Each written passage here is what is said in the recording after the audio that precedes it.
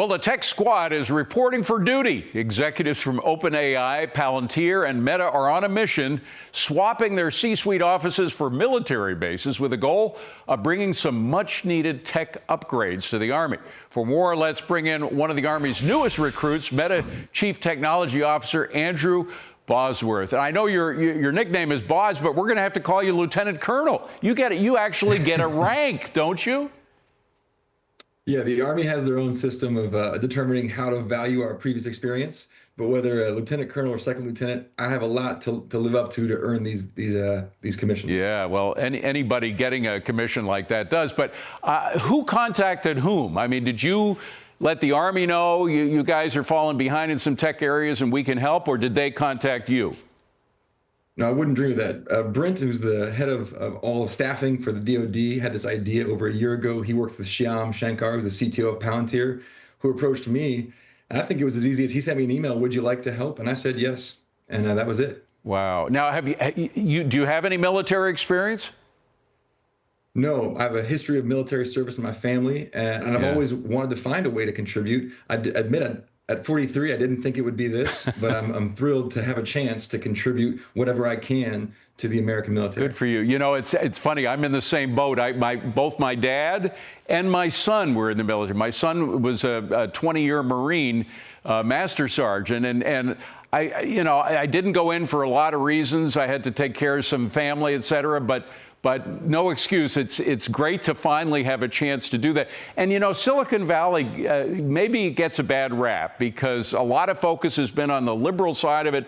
There are a lot of patriots in Silicon Valley. This is kind of tickling them out, isn't it?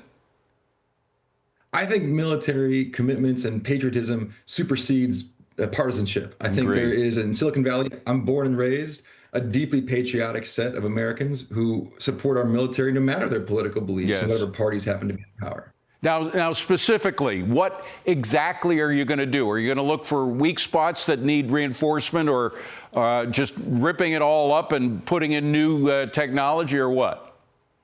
I have to tell you, we've been super impressed with what the Army's already started underway. The Army Transformation Initiative has been underway for a couple of years now and is making good headway. I think what we can do is bring them up to the absolute state of the art. This set of 4 in Detachment 201, we call it, we are at the absolute bleeding edge of technology.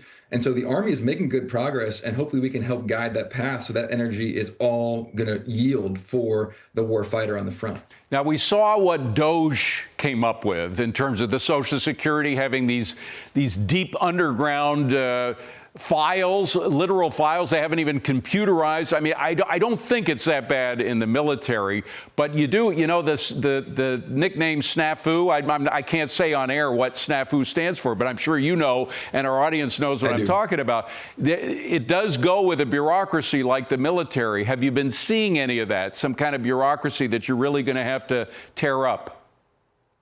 Well, there's a lot of statutory requirements that Congress has placed on the military in terms of how data is handled and classified and managed and mingled or not commingled. And those have to be navigated, because one of the most important challenges that we need to solve is making sure that the AIs for the future, for example, have access to all the information they need to be able to guide us as effectively as they can. So I do think there's going to be some hoops to jump through. But I got to tell you, we've had incredible partners inside the Army at identifying those. There's no sacred cows. They're looking for every opportunity to be the world's most effective fighting force. Excellent, excellent. Well, I won't salute you. You're not yet a lieutenant colonel. By the way, do you have to go through a boot camp? Real quick. We're not doing boot camp. We do have to do a direct commissioning course. I will be doing the Army fitness test. We are doing marksmanship. We're really putting Oh, good. You're doing marksmanship. God bless you. Yes, well, I will salute you then. Boz, good to see you. Thank you so much. Best of luck to you. It's a great step in your life. I really appreciate what you're doing.